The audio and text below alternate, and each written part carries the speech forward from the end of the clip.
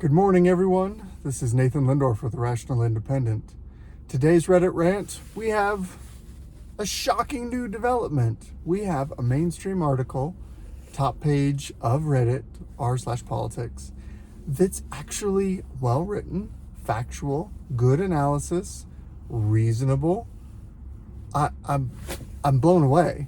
So let's dig into it a little bit. I'm going to try today in today's video. I'm going to go ahead and dive a little more into the article itself. As I've been starting these, I've been kind of operating under the assumption that the reader would read the article and listen to the commentary.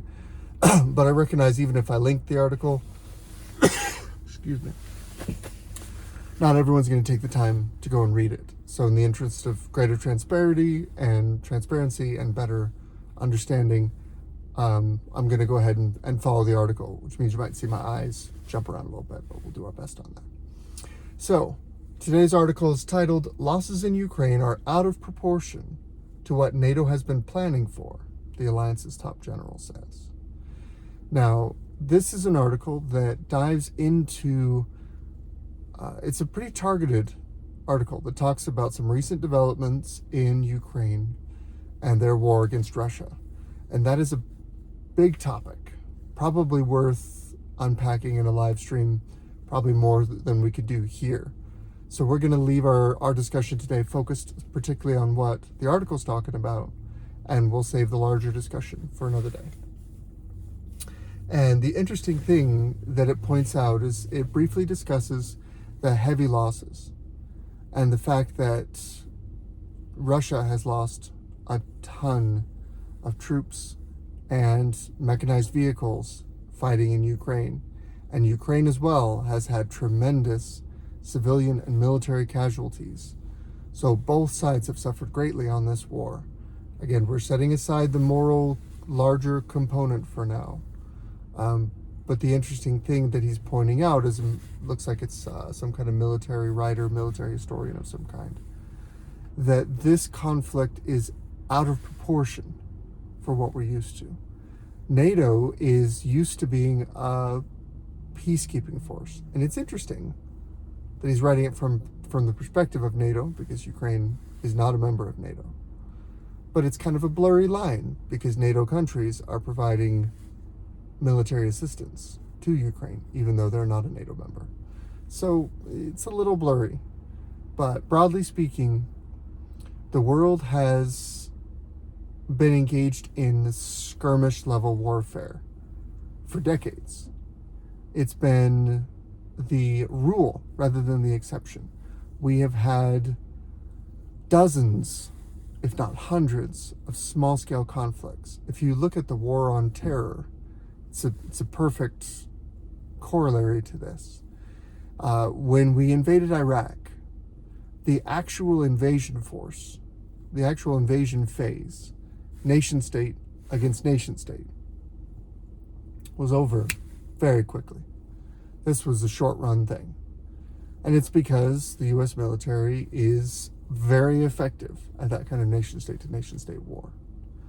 But what the military had to learn was that they stink, frankly, at asymmetrical warfare, at the idea of fighting an enemy that doesn't put on an opposing flag, that doesn't put on a uniform, that goes after your troops when they're in their barracks, that goes after civilian populations, that hides within civilian populations.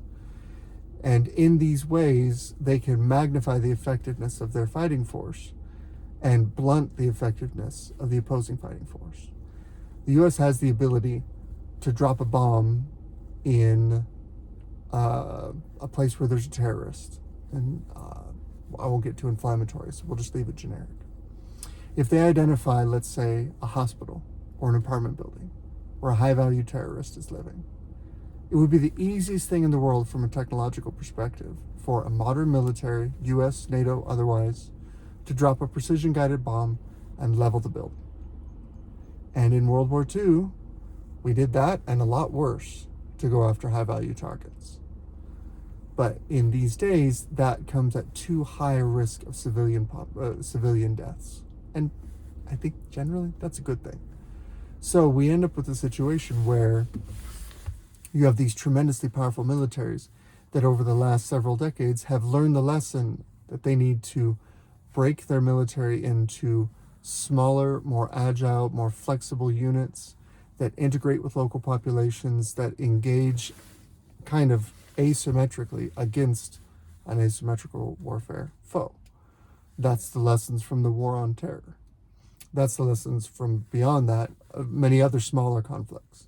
I mean, even Bosnia was a bombing campaign more than it was a traditional infantry campaign. Now, that's the backdrop. Now we have today, and we have a fight in Ukraine.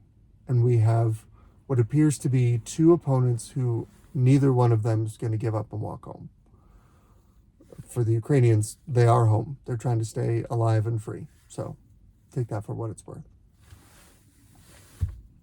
And so they fight, and it becomes bloody. And it's relatively low technology. It's relatively brutal face-to-face. And because of that, it's tremendously expensive in human casualties.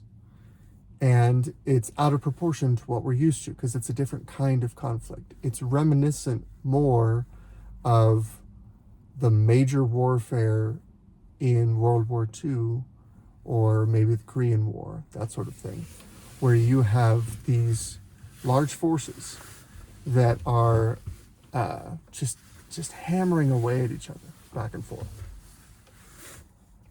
One of the other interesting things about this is the emphasis on an industrial base. What that means is the emphasis of the ability of one side or the other to build the material to arm the men necessary to fight. In World War II, we made artillery shells by the millions. And here he talks about how the Russian forces have averaged expending, I want to say, 20,000 artillery shells a day since the battle began. So you can see quickly how more stuff tends to beat less stuff.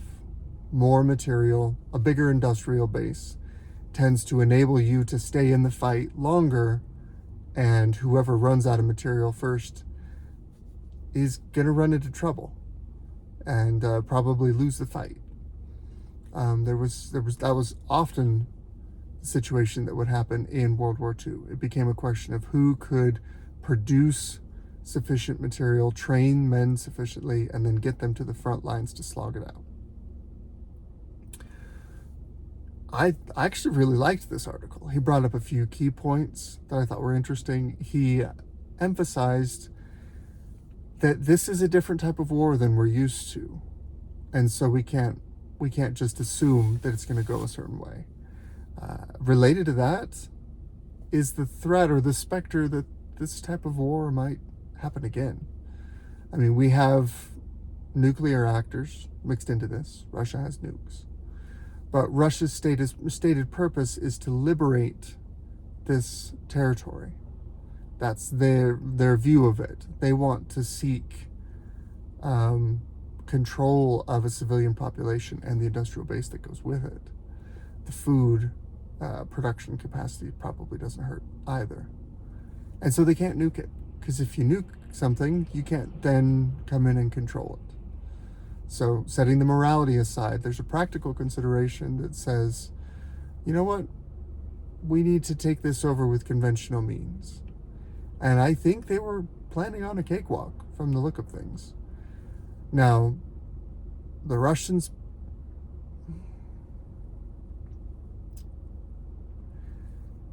have a lot of blood on their hands over the years. Just a brief moment to talk about the bigger picture.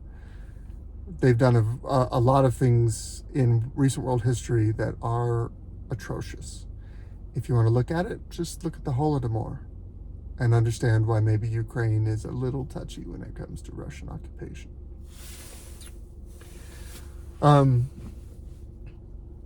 the same time, as a fighting force with almost no material, they fought the Nazis to a standstill. They fought one of the bloodiest engagements in, I want to say, Stalingrad? I'm going to have to look up the stats on that. But I think I read somewhere that something like 2 million people died in the battle over that city. But they won. The Russian ability to dig in and absorb losses at a level that the West is not used to, the West would not accept. I mean, we lost, I want to say, 5,000 soldiers in Afghanistan over 15, 20 years. That's my memory. I may be wrong on that one, but I'm in the ballpark. Can you imagine if we lost 5 million? Can you imagine if taking Mosul or Baghdad cost us 500,000 troops? I mean, there would be revolution here at home to stop that. And yet, in the East, it's not seen the same way. And Russia is an Asian country. They see the world fundamentally different than the West. And that gets down in the weeds. It gets a little esoteric. But from a critical thinking perspective, I think it's enough to understand you need to be aware of the fact when you engage with armed conflict with your opponent that they might not see the world the same way you do. You need to be aware of the fact that should you engage with that opponent, you might successfully do the things against your opponent that would cause you to be defeated.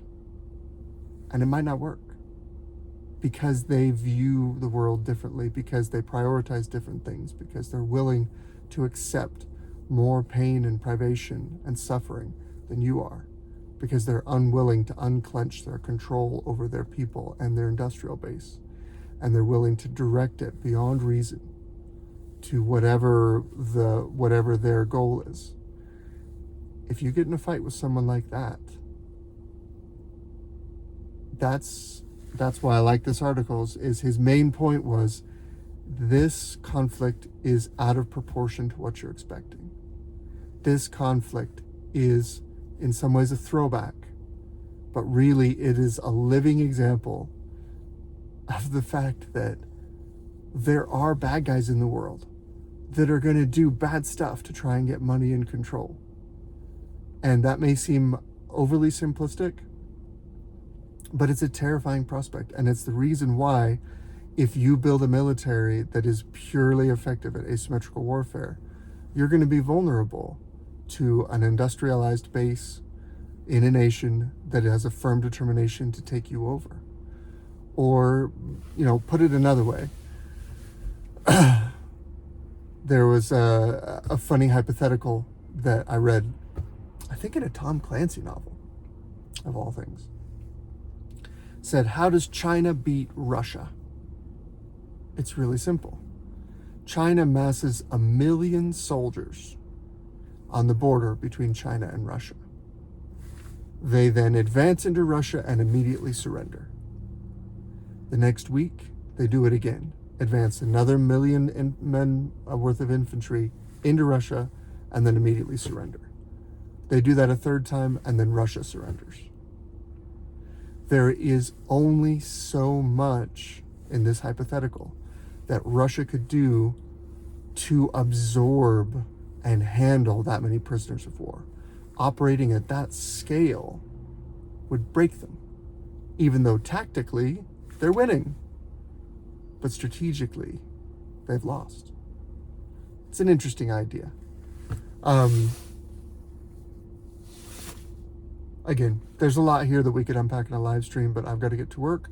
I appreciate your patience. Let me know what you think in the comments, and have a wonderful day.